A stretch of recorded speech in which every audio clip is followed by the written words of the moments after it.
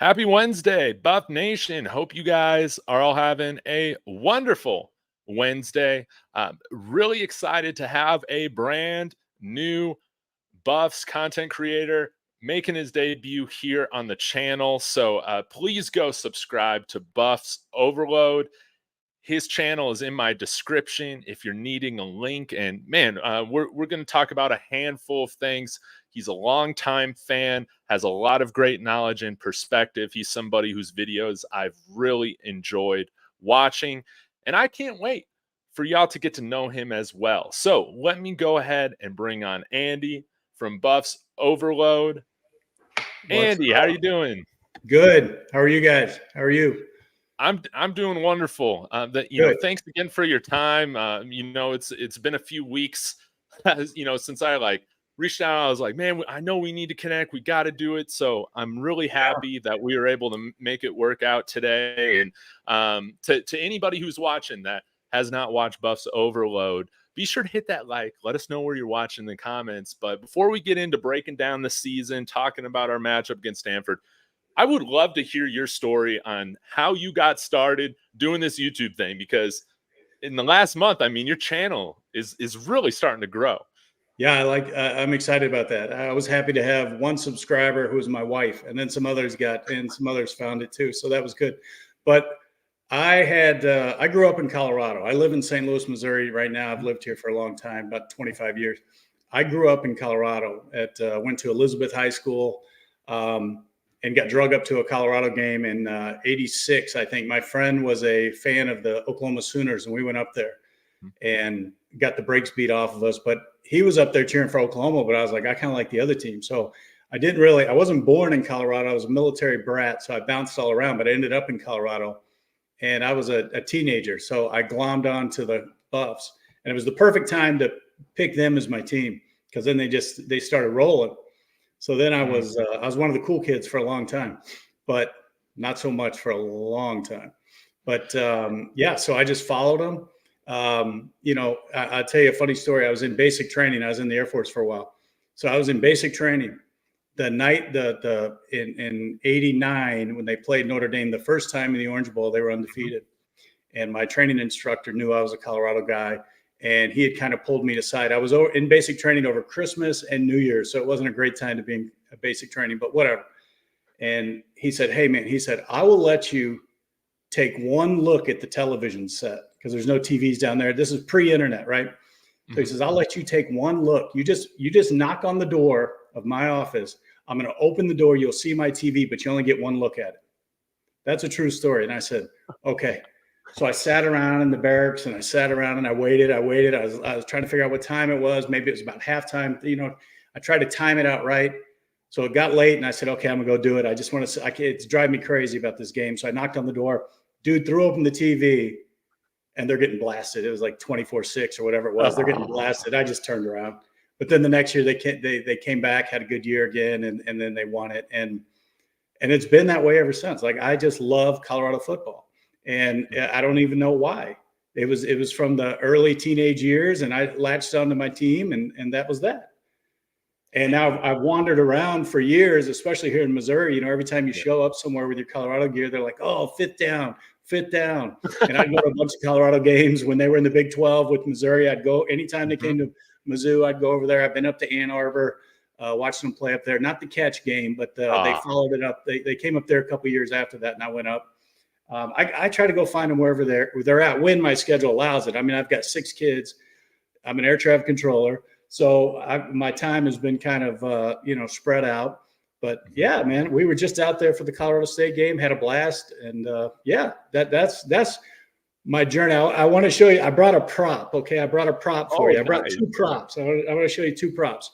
Okay. So this one, check this out. So this is the USA Today. I'm never going to line this up. Okay. And the date on that, I'm just going to read the date. It's January 2nd, 1991. I've saved this all these years. And on the front cover of the USA Today, you can see right there. Hey, there we go. That looks awesome. Yeah, so that I've saved that through all these years, and I keep it packed away. And then this is the hoodie. This was the hoodie that I bought at the Nebraska, the 63, 35 game, 62-35. You can check that out. Now, all you new Buffaloes fans, you got to look at that logo, man. That's before they changed it. You can see the horseshoe is different. And in 2005, they changed the U. They took it from a horseshoe to a more, they wanted to show some movement in the U. So when you get you old Buffs or you new Buffs fans, if you can get your hands on some old gear, you just got to look at that U. And I'm not doing a very good job. There it is.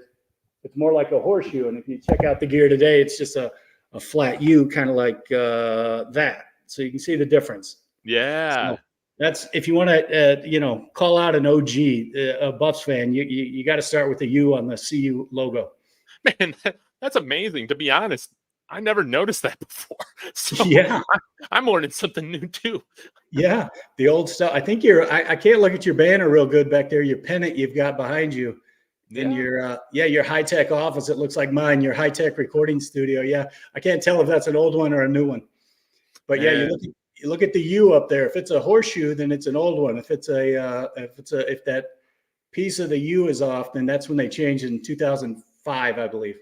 Yeah, I think it's off a little bit. So yeah, man, I don't even remember how I got this. To be honest, I can't even tell you. But no, but I was we were here in December and we started, I started hearing about the Coach Prime rumors. Yeah.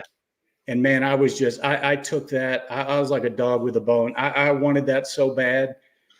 Just because it was like all the same names were getting bantered around. And it's like, God, we're gonna go through a 3-year firing, hiring, 3-year firing, hiring. And I wanted that so bad. And when it happened, man, I haven't stopped watching stuff.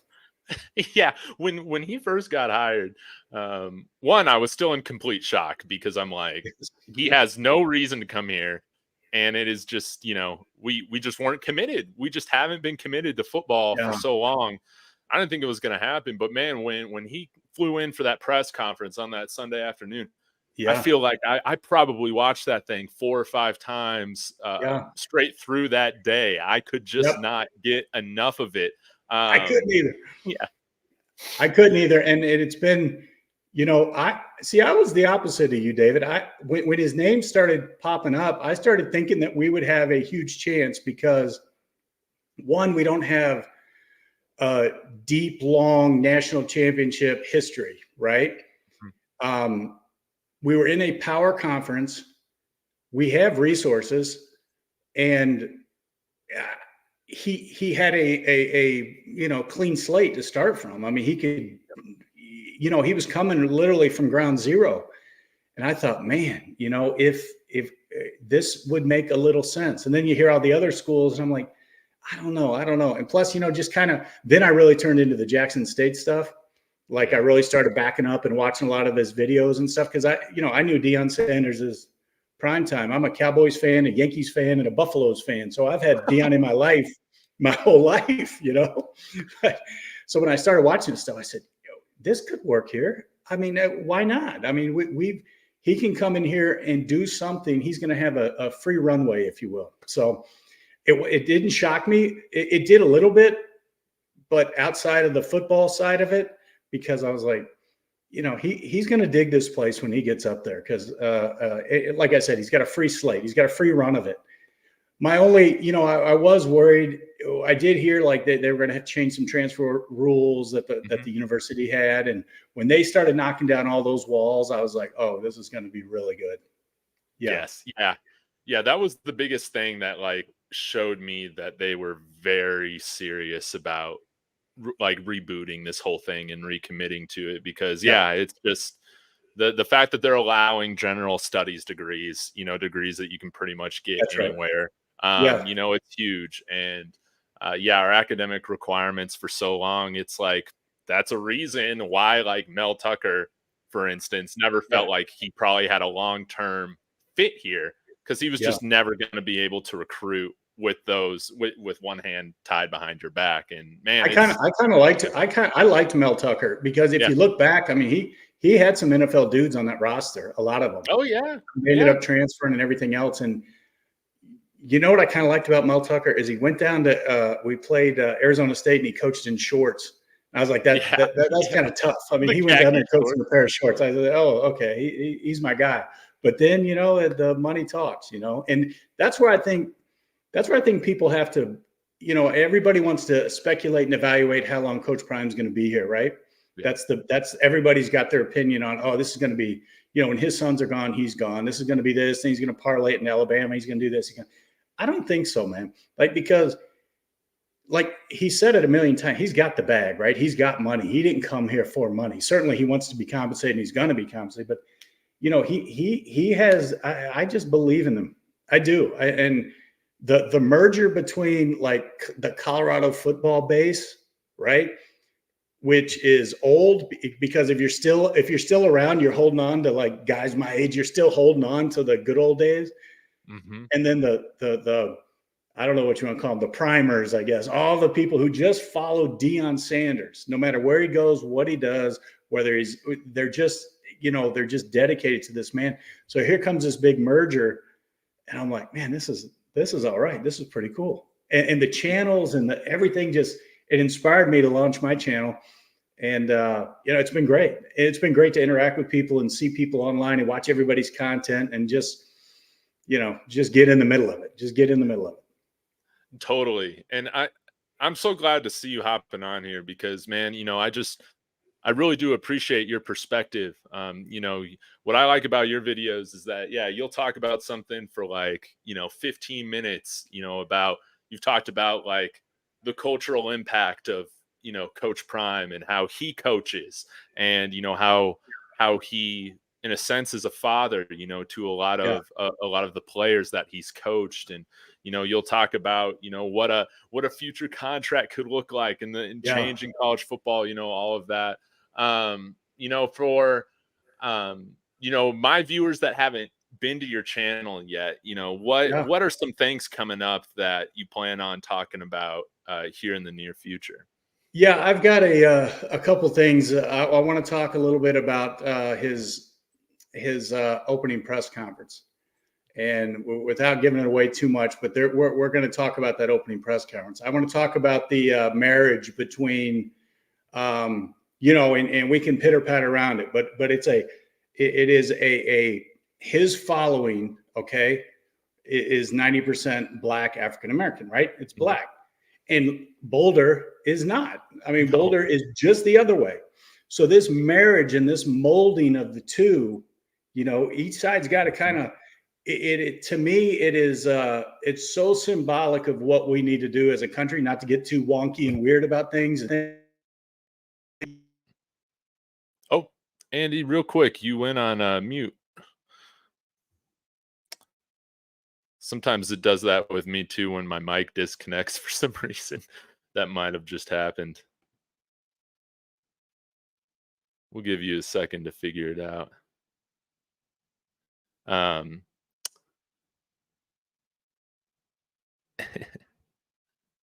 Let me try and unmute you here. No, still saying it's not connected. I'm sorry, man. I'll give you a minute to figure that out. But I want to say hey to everybody in the chat. We got Miss Jods, K Vizzy, Double J, Eli, Nicholas Braxton. What's good, man? Happy to hear, yes, that Travis and Des Moines are playing. We love that.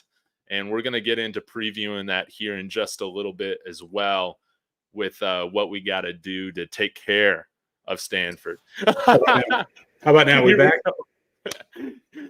Yes, you're back Okay, now.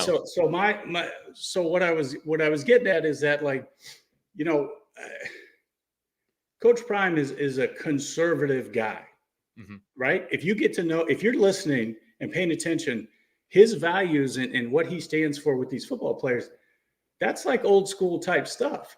Yeah. So, how does this mold into to another way of thinking? Let's put it that way. Okay, so you've got both both have to give and take. There has to be a give and take. I've watched my two favorite coaches kind of walk the plank out of Colorado football. Okay, and I'm interested just to watch this one play out. There's always like this honeymoon period, and things are great and things are good. And I just I don't want to see that with Coach Prime. Like, Coach Prime is a unifier.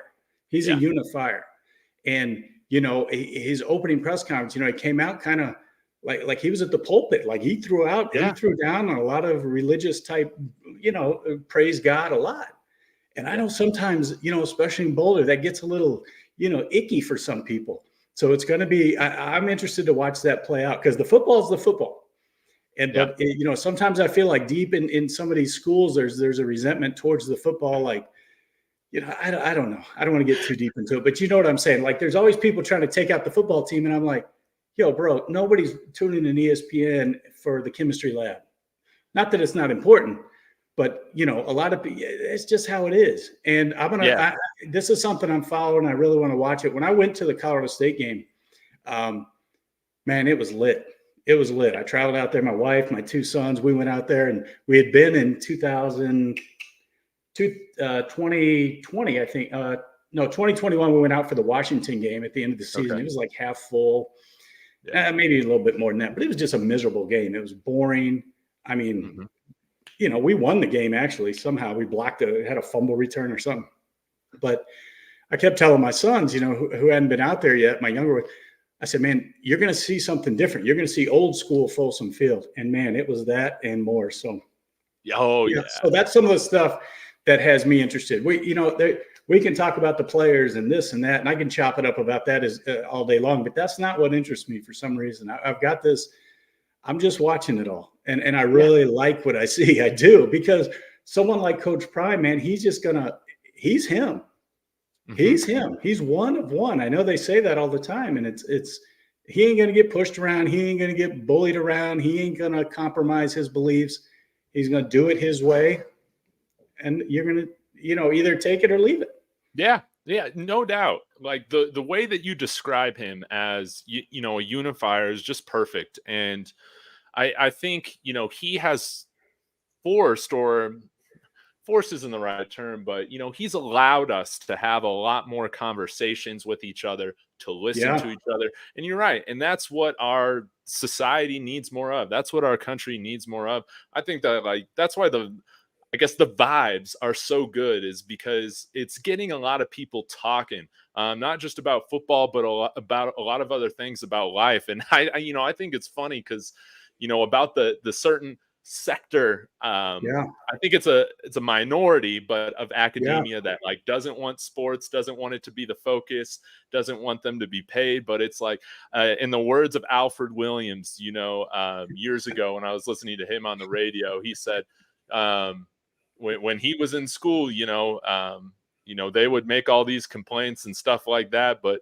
they would never wonder, where all this money came from to get all these new science labs and all of that. And what I'm hoping for is that, again, with this dry period that we've been in for the last 20 years or so, is that since we've experienced, what happens when we take things for granted, that we won't do that this time around, and we can allow people to just do what they do best.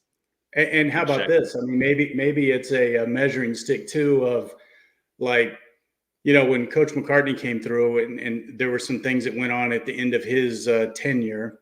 Yeah. Okay.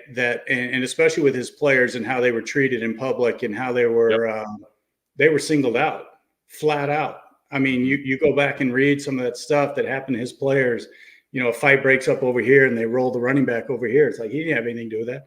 Or he's defending himself for certain, racial slurs that have been hurled his way. I mean, my point is, has the institution progressed? Mm-hmm. Because at the end of McCartney, it wasn't, it was like the city was proclaiming to be one way, but actually was acting the other way. So it's a big test for Boulder too, and it's a big test for the whole university. And I'm anxious to see it. And I hope that football and beyond football, just what Coach Prime does with these boys, how he interfaces in the whole staff. Do you remember that well-off video where he addressed the entire staff? Yeah. Like one of the early ones, he had them all in there. Any department in the school was in that. And I remember he said, there was a lady raised her hand and she said, hey, I'm from the DEI. And he goes, I don't even know what that is. And she said, us, diversity, equity, and inclusion. He goes, I don't know what you're talking about, man. I just treat people like, I Yeah. just treat people the same no matter what they are.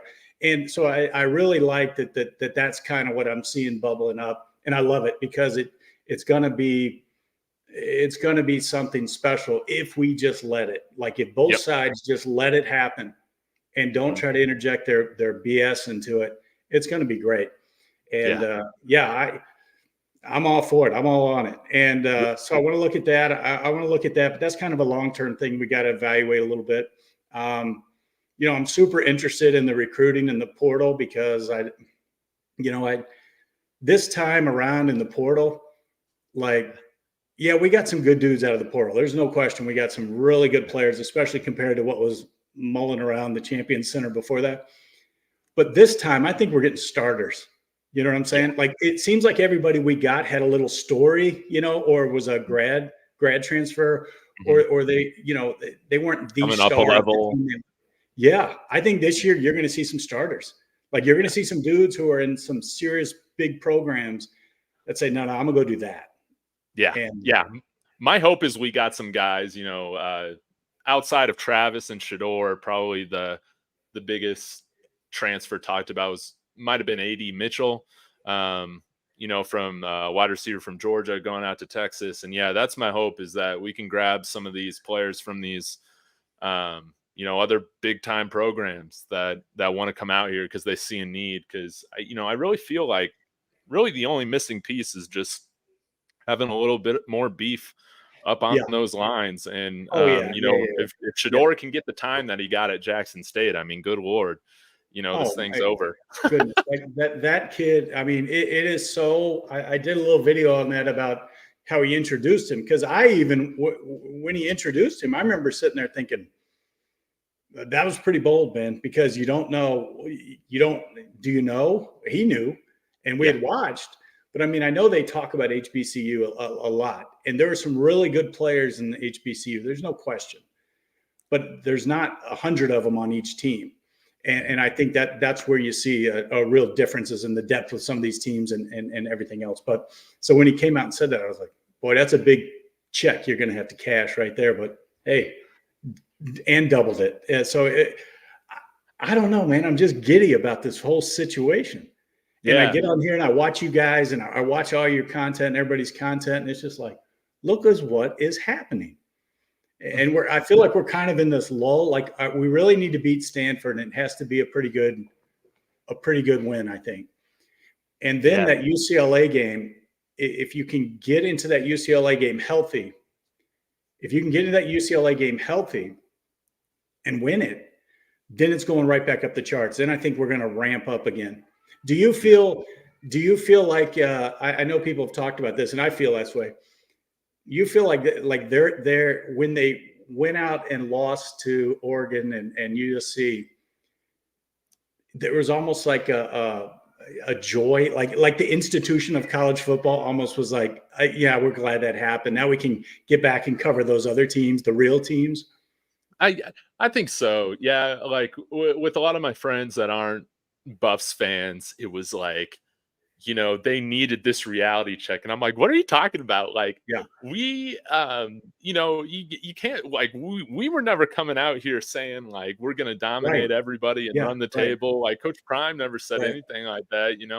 And a lot of it, I think, is just people don't want too much media. They just get sick of it. But my whole thing is like, there is no reason why you should be sick of certain media if No, because there's so much that you can consume now. It's up to you, on what you decide to listen to, and all that. But I think it did in some sense kind of help maybe relieve some of the pressure, for us for the rest of the year, kind of having those two tough games back to back. And I think we learned a lot from it. But man, getting Travis back, I think it's huge because I think that we will play better, substantially better, with him, not only against Stanford, but going up against these other teams. Because, when he was playing against TCU, we don't win that game without him. no. Nebraska, Travis Hunter was such a big reason of why we were able to blow them Yeah, out. Shador has such a chemistry with him specifically on third down. Like, And sometimes when our drives spurred out, over the last few games, Yep.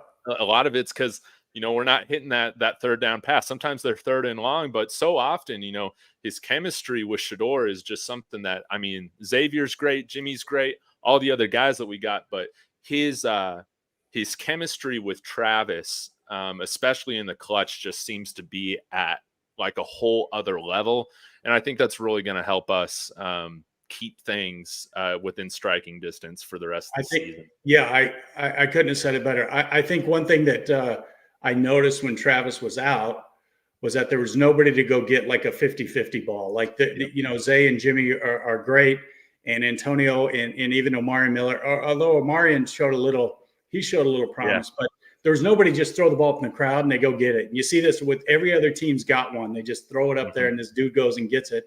And I think that's what Travis brings to the table. And I want to see, I've been, like everybody, I've been dying to see McCaskill, because I Yeah. remember going through the transfer portal when his name surfaced. I was watching all of his stuff and I was like, that dude's a monster, man. We got to have that dude. And when he committed, I was like, that's it. I mean, that's our guy. And now he's like barely getting out there. So I'm ready to see him like everybody else. But hey, man, the coaches and the whole vibe, the whole structure, everything. And I love how he refers to it as an organization, and it shows. Like, everybody's locked in. They look like they're doing they're doing it. Yeah. And I don't know what to tell people. I mean, I don't know what to tell you. We can sit around and watch Alabama and Georgia and Ohio State play for the rest of our lives, but we're going to be in that mix. And I've said it before, we're going to be in that playoff next year. And I don't think there's any doubt we're going to be in that playoff next year, barring something bad, but we're going to get in that playoff next year. And then you're going to see, let's see what happens. Yeah. Let's see what happens, because some of these dudes floating around on some of these teams are going to be in Buffalo's gear next year. So we don't even know what the team looks like. One thing we have to look out for too, I think, is who's going to transfer out, because we're going to lose some guys. Some guys that we really got excited about picking up in the portal and everything, but they're not everybody's playing, obviously, and for whatever reason. So that's going to be something too, to watch them say goodbye to some of our guys that we were really hoping to, do good. I think, of course, now in today's world, in college football, like every team's going to have turnover. But I think one thing that I feel good about is that it's not going to be guys like Brendan Rice and Christian Gonzalez anymore, right. transferring out, That's guys correct. that Right. really kept us in games, even when the rest of the team wasn't very good, and, really showed out. But yeah, I'm right there with you, especially with the Big 12. It's had a very poor showing, this year, outside of, Texas and OU are obviously leaving. And I think, definitely going down this stretch after the bye week, it's going to be a great gauge, I think, for us, how we finish this season, on like exactly how much more we have to go in order to be kind of at the top of that Big 12 conference. But I think with another very strong recruiting class, transfer class, we're going to be right there. Again, like if we can just even get average offensive line play right now, I think that's a game changer for our team moving forward, For to sure. finish out the season. And I think the portal takes away the logo, the fear of the logo. So like at Kansas is pretty decent this year. You wouldn't have thought that going into the year, but you don't know exactly. You see the names that come in off the portal, but you don't know exactly how, what kind of dogs those guys are. And it's like, we just picked up this linebacker from Appalachian State. Well, he may be a monster, and he may fit in that team, and that team may have good chemistry. We've seen teams like Cincinnati make a run, even TCU make a run. Yep. And now that you're in this portal thing, it's you can't just look at a logo and say, oh, well, look at the Big 12. We know we're going to roll Kansas. We know we're going to roll Central Florida. We know you don't know anymore. You don't know anymore. And that's, I heard Coach Prime talk a lot about the spring game actually being like a preseason game, like let's play against somebody else. Yeah. And I think there's some value in that, because I'm convinced TCU got ambushed by us because they listened to all the BS. We had all that time to prepare for them. And when we got on the field, they were like, oh, yeah, we weren't ready for this. No. And No. now the sledding has gotten a little tougher now. There's a lot of film out there and people take you, we're getting everybody's Super Bowl too. Yeah. You know what I'm saying? It ain't like the years past where we can slip in there and upset somebody. Hey, we ain't upsetting nobody, man. They are Nah. loaded for bear when we show up. We got They're too much ready to go. attention on us, that's for sure. But Yeah, man, I love, how this whole program has just stayed true to who they are. exactly. They'll put out the footage, win or loss, Yeah, they're unapologetically themselves. And I think like yeah, that's what is so attractive. Like they're just not that, it's like I'm all for having fun, yep, showboating, doing all that. That's what makes sports fun because I yep. mean, I'll trash talk Monopoly. So I mean, like all these, it was so funny. Matt McChesney was saying on the DNVR today, he's like taking a line out of Pat McAfee. He's like, these old whites, the Yep, whites, they don't like the yeah, celebrating and all that. And he went on yeah, this whole rant about yeah, that. But I think it's fun for sports. And I think that players who come out here, like they embrace that kind of style of doing things. Like, this has been going on for years now with Prime. So it's like, what you're getting into, what you're signing up for. And yep. there's a big benefit, being at a program like this. If you can handle, a little bit more of the spotlight than at other programs. You know what I've noticed too in all the videos and even the games and the post game and the sidelines and all the footage that we get, which is unreal, Hmm. is you can look on other teams and you see bad body language or you see a little pouty kid off to the Yes. side or someone's throwing his helmet or acting like a little baby. I, all through the off season when I was watching all the weightlifting and everything else, I saw a good spirit. Like I saw a good Yeah. spirit about everybody. Now I'm sure, everybody's in a good mood until they start putting out the lineup every weekend and then you start souring. But I don't see bad body language. I don't see No. little ass fits on the sidelines. I don't see any of that. I see everything looks good, and Yes. that's Coach Prime though, and that's who he's bringing in. Like this idea that I'm a 5-star, I'm gonna pick up the phone and go to Colorado. I don't think that's not how it's going to get down at all. Coach Prime's gonna be like, you can go somewhere else, man. You ain't my type of guy because there are Yep. plenty of 5-stars that ain't ready for this. That No. they've been coddled in high school, middle school, Yep. through the recruiting process. Coaches kissing their backside everywhere they go, and that ain't how this program operates. So I heard somebody talk about don't get shocked by the high school rankings after this recruiting cycle because it may not be, a litter of 5-stars and all that. It may just be some 4-stars and 3-stars, but I promise you, those kids are going to be the right type of kids, and Yeah. that's more important than them stars, anyways. But I can guarantee you, there's some 5-stars out there. I've always had a theory about the West Coast kids, more of my theories, but I always thought the West Coast kids are passers and good receivers, Hmm. but the meat and potatoes live in the South and the Midwest. The Big Yep. Ten, the SEC, ACC also, those were the killers. Those were the killer defensive linemen, killer linebackers. And when they would get in matchups against each other, they would bully some of these teams around. And it was like, those dudes were raised differently than you were. Yeah. And it Yeah. shows on the football field. It all comes out. Yes.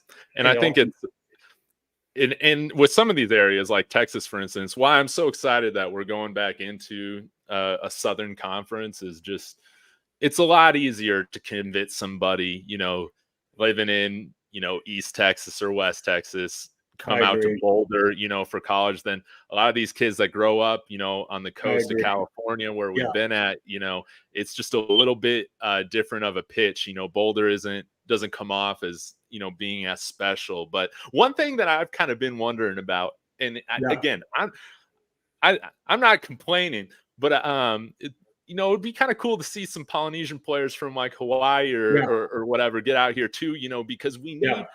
we need some of that, that size on the line Yeah. as well. I wonder if we're ever gonna, start recruiting Hawaii a little bit, but we'll just have to see what happens with this next transfer portal class. I think was it Cabral? I think we had a coach once who had a little Polynesian connection, but they seem to go to Utah. Utah's always got 5 or 6, and they're always in the Oregon. trenches, and they're always banging people around in there. Yep. And I'm with you. I'm like, I want some dude like that. I want some dude with a U on the end of his last name, And yeah, I agree with you. I think anything's possible.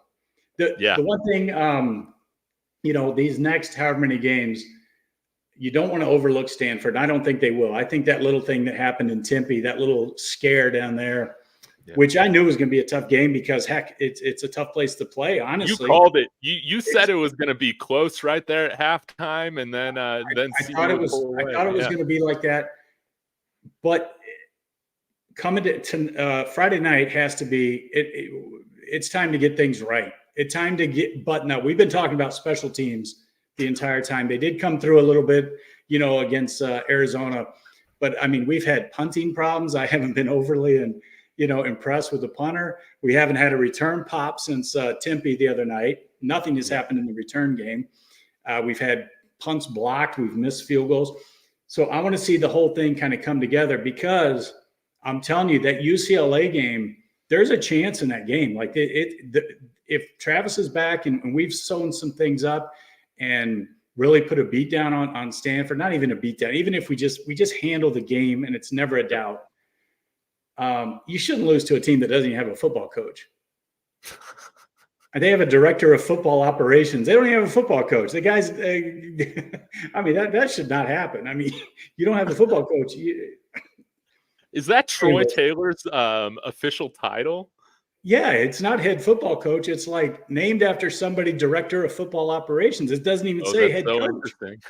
Yeah, it's very I had no idea. So, I'm like, you shouldn't lose to a team that doesn't have a head coach. But that UCLA game, man, if they get in that UCLA game and they get that game, and I think they can, that's a freshman quarterback. That'll be the biggest, that'll be the biggest game of his career probably, and it'll be the biggest audience watching. And you get that game, and now we're talking, because now we're cooking. Because I know these other teams are good. I know Oregon State's a handful. Washington State, that's a tough place to play. Arizona's playing better, but you're at home. You should get that game, and then have it all on the line for the Utah game. Be sitting and go into the Utah game with 2 losses. That would be sweet. Man, that's the hope. Again, man, like, as long as we can play a complete game, when we can start doing that, there's no reason, because we got the better offense, we got the better quarterback. There's no reason why we shouldn't, take care of business here, through the second half of the season. My kind of hope right now is that, Notre Dame's dropped a couple. They might drop one against USC this next week. We'll see how it goes. But I would love to see that bowl matchup. Yeah, I would love to see that matchup too, and come out with the same helmets we had in Tempe. You want the gold on gold. Yeah, the gold face mask against them. Yeah. No, I don't care who we play in the bowl game. I said this before on my channel. I don't want the LA Bowl. I don't want that. I don't want to go to Shreveport. In Shreveport, Shreveport in 2007. Yeah, 2007, we went to the Independence Bowl. Yep. Okay, this is a tale of 2 programs here. I call it the Shreveport Crossroads. Okay, we went down there and played Alabama with first-year coach Nick Saban. One program goes one way, one goes the other way, and the rest is history.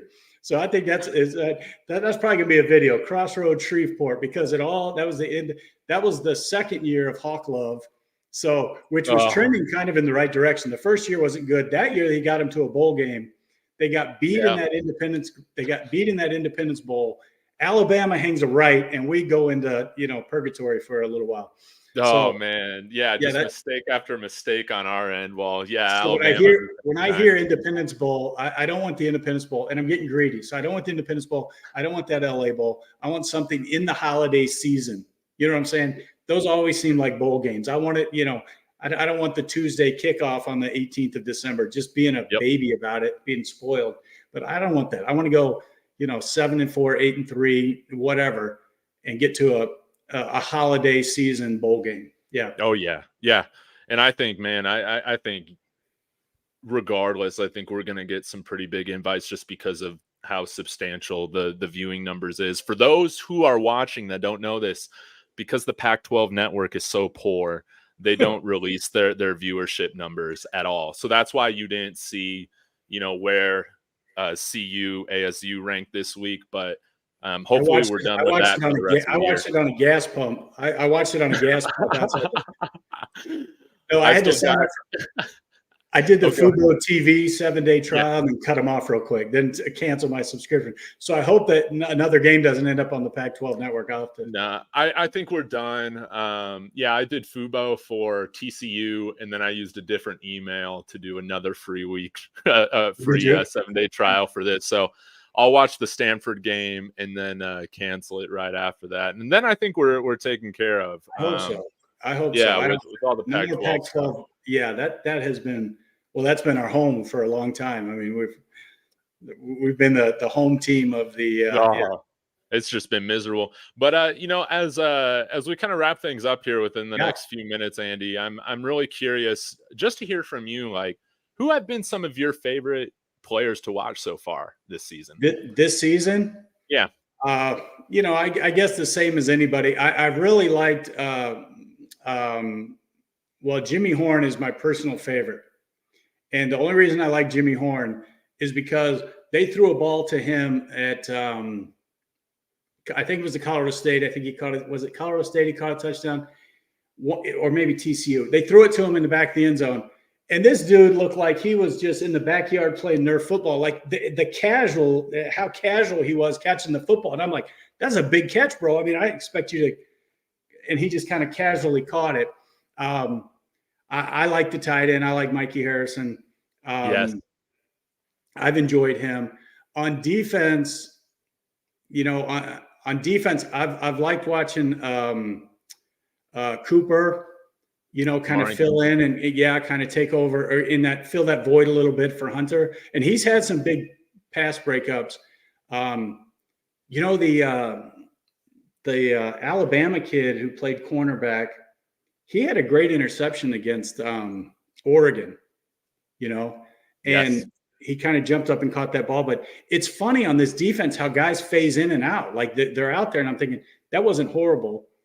But then he just you don't see him. And it's the same thing with the backfield sometimes. Like you don't see the backs every now and then. They just disappear. But obviously, Shador and Weaver and Travis, of course. But I've been watching the defense. And, in the back end of it, I got to tell you, I hope Coach Prime doesn't hear this, but Shiloh's missing some tackles back there, man. Like, we got to wrap up a little bit. Film doesn't lie. He knows. Yeah, I know he knows. And then the block, he could have trucked that punter the other day, and we could have scored on that too. But all of them are fun. Arden Walker is kind of some guy I kind of keep my eye on just because I know he was a Cherry Creek kid, I think, who came to Mizzou, right? Yep. So he came to Mizzou because Colorado was terrible. And then he got the chance. He's like, well, I really want to be here. And it seems like that's kind of where he wanted to be, but they were so terrible. So it's kind of nice to see him go back. But on the defense, it seems like every weekend I see another dude kind of make a play. And it's like, oh, yeah. But these guys in your mind, as you followed the portal, right? Yeah. It was almost like this. You had a personal relationship with all these dudes, And it's like, oh, yeah, that kid. Oh, yeah, that kid. Oh, yeah, that kid. Yeah, I saw he's from here. He's from there. He's from there. And of course, Bishop, Bishop is great, just does so much. And his attitude, I mean, just his, I don't know. I like everything I see so far. And because I haven't seen, like I said, the poutiness, the babiness, all that stuff. I haven't seen any of that. Yeah, they're all in line, again, like we're making mistakes, but the body language is the poor body language isn't there. And like one thing that I think is really overlooked that I definitely need to give like Shador more credit for is with being the most hit quarterback in college football. Like he's kept his body language, 100, man. And, he has been everything that you need a leader to be. Not only that, he goes to the microphone. So he goes to the sticks after the game and he says, he takes it all. Like it would be so easy to be like, and he just takes it all. I held onto the ball too long. It's me. I'll do better. Yeah, I kind of missed some things. I audibled out of some plays. You guys are screaming about this. And so he takes it for Sean Lewis. He takes it for the offensive line. He takes it for everybody. But that's not an accident. It's not an accident. That's just like Shiloh, man. Those guys, we're seeing them in kind of their finished form.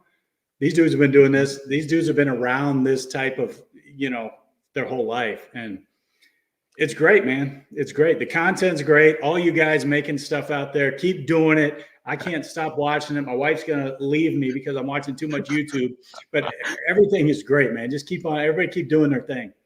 Yeah, well, Andy, I'm so glad that, we got to connect, and we'll definitely be doing more collaborations and panels, as we move throughout the season together.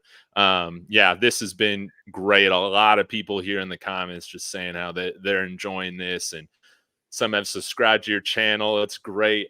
So Good. guys, I have no Facebook. I have no Twitter. I have no Instagram. I have no way to get my channel out. So if you guys want to grab it and throw it out there, man, I appreciate that. I'm going just raw YouTube. That's what I'm going. well, I love it. And your channel's growing because you got good content. So now it's now that you've passed that 500 mark, it's about getting you to that 1,000 mark next. And then All right, let's after do it. that, it's world domination, man.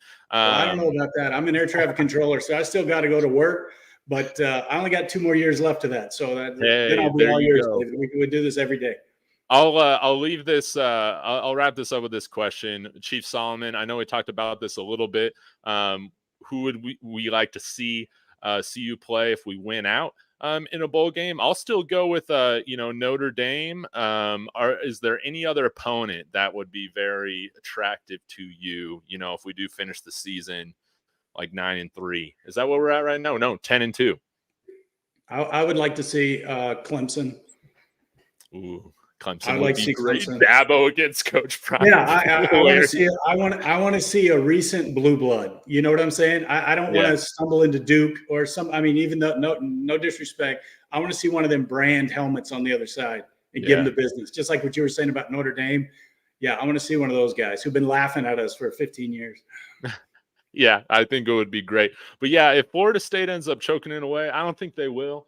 But if the stars align for that matchup, I mean, how could you not get excited about that? But we'll need to get our line play in order. I want to hold that one for next year in the playoff. That's when we'll be ready. We'll be better prepared for that, and then let's get it on in the playoff next year. Man, I love it. I love it. Yeah. Well, Andy, again, thank you for your time. Yes, for everybody that's checked out the live stream today, I mean, be sure to hit that like on the way out. Really appreciate everybody checking out our conversation here with Andy from Buffs Overload. Please subscribe to his channel. His link to his channel, Buffs Overload, is in my description. And again, Andy, thank you so much. Oh, yes, sir.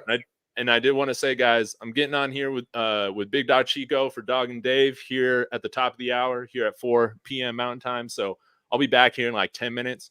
So y'all go get some water, some coffee, whatever y'all need, and I'll see you again here soon. Andy, we'll see you again here soon. And as always, everybody, Go Buffs. Go Buffs. All right. Thanks again.